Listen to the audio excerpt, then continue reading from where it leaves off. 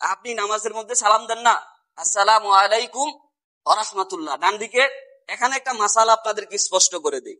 ধরেন আপনাকে আমি সালাম দিলাম, আপনাকে আমি সালাম দিচ্ছি আসসালামু আলাইকুম।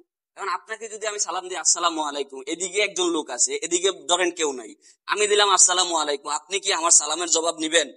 আপনি মনে করবেন না আমি এদিকে হুজুর ওইদিকে ফিরে সালাম দেয়, এরকম মনে করবেন না। আমরা যখন নামাজে সালাম দিই, সালামটা কাকে দেই? কাদের? ফেরেশতাকে। এবং মুসল্লিয়ানে কেরাম যারা ডান দিকে থাকবে, প্রথমে ডান দিকের, আপনাকে সালাম দেওয়ার সময় প্রথমে আপনার তার ফেস টু ফেস হওয়া লাগবে। আমরা যখন সালাম ফেরাবো নামাজের সময়, প্রথমে আমরা ঘাড় ঘুরাবো, তারপরে বলবো আসসালামু আলাইকুম। আমার কথা বুঝেন নাই আপনারা?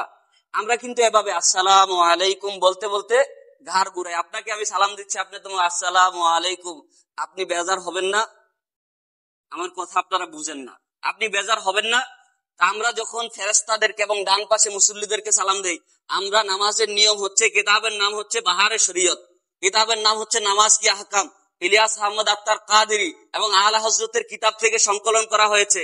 যখন ব্যক্তি নামাজে সালাম দিবে, তখন সে আগে ডান দিকে ফিরবে, ফেরার পরে বলবে আসসালামু আলাইকুম ওয়া রাহমাতুল্লাহ। আবার সে বাম দিকে ফিরবে, ফিরার পরে বলবে আসসালামু আলাইকুম। আজ থেকে আমাদের এই আমলটা আমরা শুদ্ধ করে নেব।